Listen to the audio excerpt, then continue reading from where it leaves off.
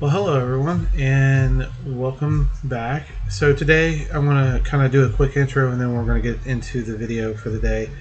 Um, so I am going to be showing you guys some edits from a couple of my favorite photos from a few years back when I was in the Smoky Mountains, and these are just little things that I'm working on for Dreamland, trying to get some more images ready for that and everything. So just I hope you guys enjoy. If you guys enjoy the content, don't forget to like, share, comment, subscribe. Everything always helps out. Do what you guys, do everything you guys can do to help out.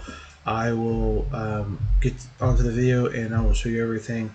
And I hope you guys enjoy seeing how these turn out. Have a great day.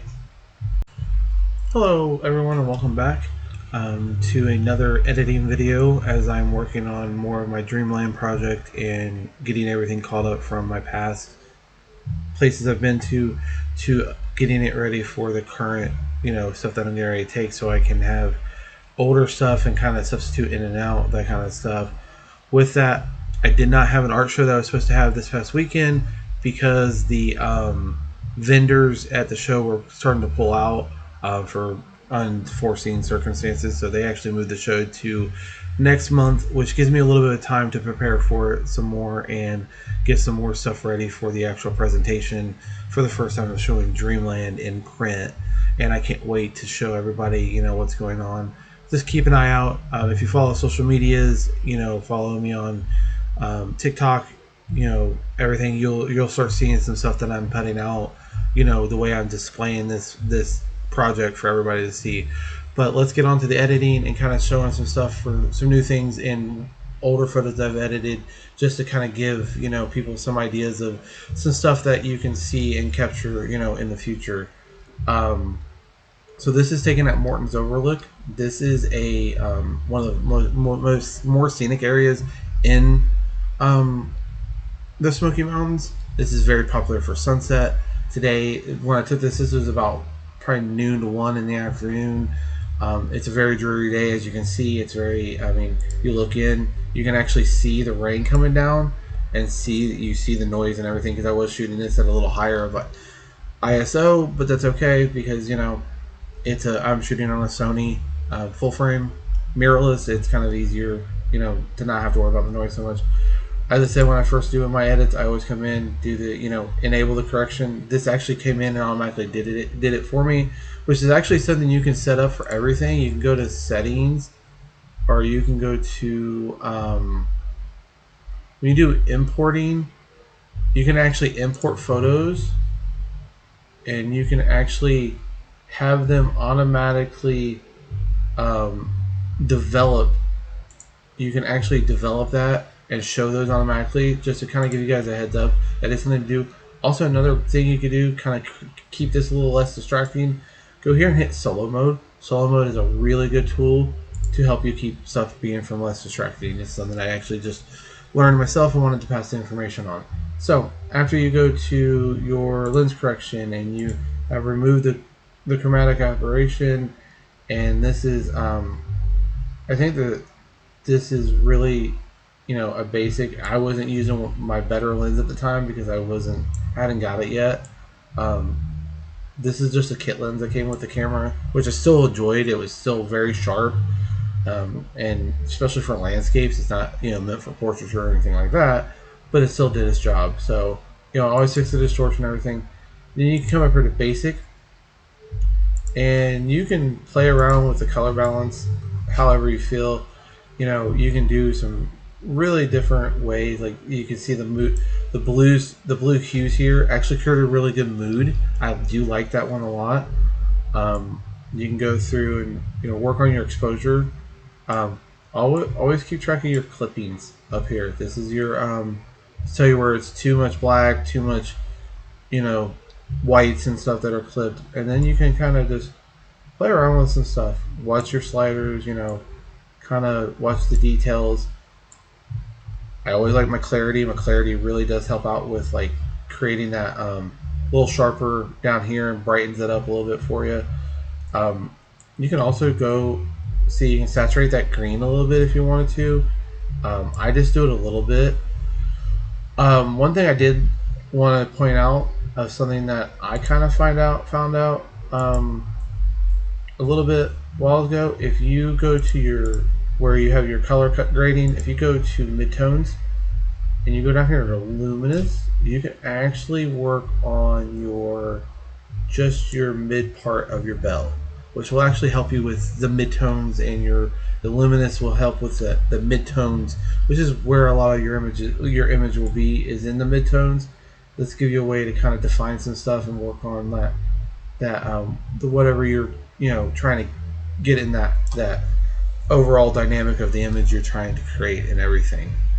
So once you do that, and I actually like how I just added a little bit of that detail there, that kind of stuff. Really did help out a lot.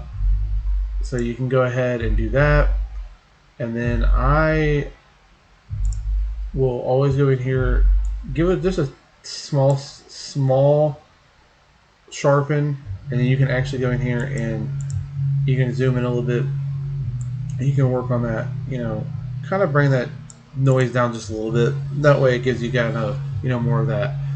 And then of course, after I get done editing my basic parts, I will go in here into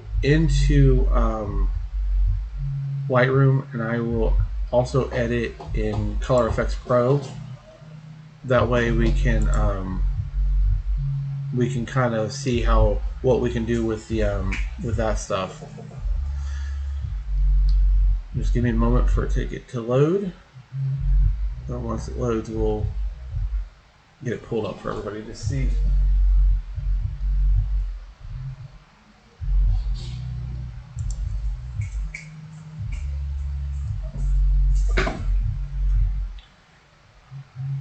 And you go, after that loads up, go down here to Pro Contrast and go ahead and see what you do. See, I like how the moodiness of that looks so I'm not going to fix the color cast. I actually enjoy that. You can fix you can see how the contrast, and then look at what the dynamic contrast does. You can see these greens a little bit more, that white here pops. It kind of leads your eyes through this a little bit. So you can go, kind of watch what you're doing with it, but go, open it up a little bit, kind of see what, play around with things. Don't be afraid, especially in Lightroom, to play around with things because of the non-destructive editing format of Lightroom. That will, kind of help you out with some stuff and keep you away from, having to worry about it. I also have thought about possibly like cropping this down to like right here, and the reason is I love how this mountain looks up here, but if I bring it down, I bring out that negative space, and your eyes are led through this a little bit more, which is kind of that leading line you want to look in photos. So this will give you a way to kind of play around with that and stuff too.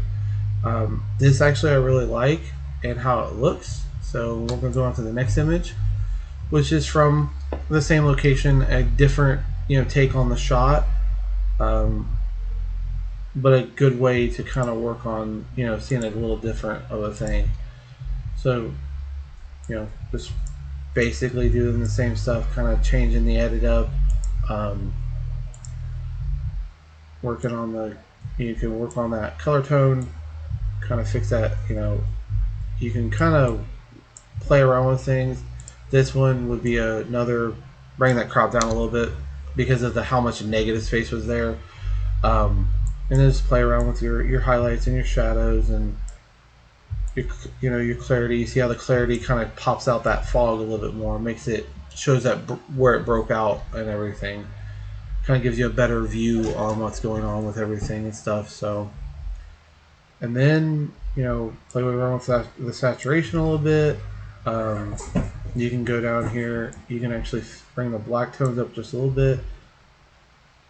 Go down here, color grading. You can play with the midtones a little bit more, and get more depth in the midtones there, which is what you kind of want. A little bit more exposure in there for you. Sorry about the noise if you hear it in the background. My cat's deciding to not have a fun time right now. So do that. After that, I would go into Photoshop, or not Photoshop, I would go into Color Effects Pro 4. which is my go-to to finishing my photos and kind of giving it that my signature. That's my go-to for any kind of landscape. That's how I make things pop. I make things look a little bit better, and it's my style of way I want to do things. And go here and go down here to Pro Contrast, and then go ahead. You can play around with stuff. I like how it looks right there. Go ahead and bring out the color contrast, and then the correct contrast, and then you have the dynamic, which you can see the dynamic really makes this visually pop a little bit more and shows more depth and everything too. And then you got that. The only other thing I would do, you can see the rain as it's going through. I would go down to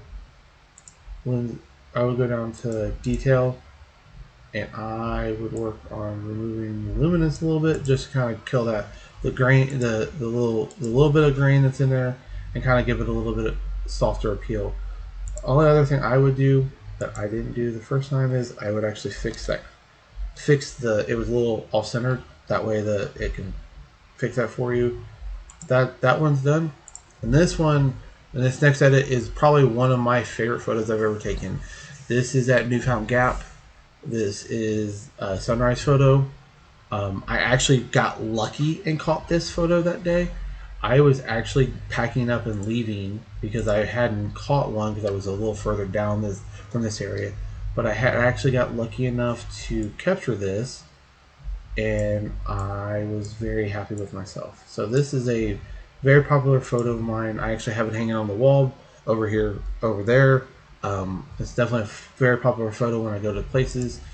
People see it online. People see it in my Wonder book. They really like this image a lot. So definitely something I think people would really enjoy.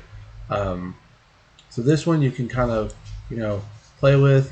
I like kind of where it was like that, and kind of then it's just playing around with getting the foreground kind of bright where the sun is still looking where it is. So like clarity helps a lot with this.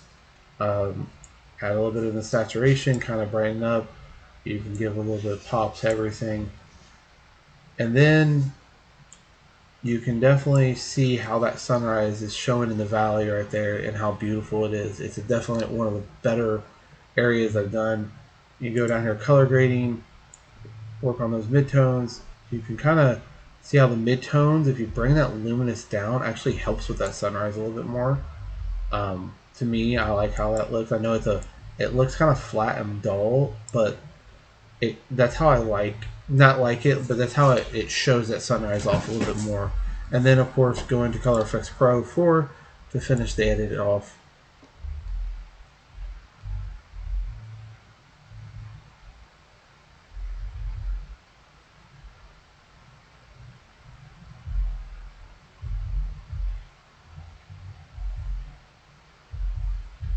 And then go down to Pro Contrast, redo it, and then kind of just see where you want see how that bright blows everything out. You don't want to do that, so you kind of want to just, I like the dynamic because it enhances the clouds, brings this a little forward, and everything else looks really sharp, looks really nice, and gives it a very good vibe of a photo. So hit save, and that is actually that's the best way to do these 3 photos. You could play around with these 2. You could actually play around with turn them into black and whites. You don't have to, as I said. But this photo right here is one of my favorites. I really enjoyed that photo. The prints are gorgeous. I hope you guys enjoyed and everything, and I will catch you guys in the next one. Next week, I think I'm going to go over some of the easier ways to do things in Lightroom, like batch editing and stuff like that. Kind of teaching some newer people the basics so they can understand, to make their life a little easier when they're doing it. But until next time, I will see you guys on the next one. Have a great day.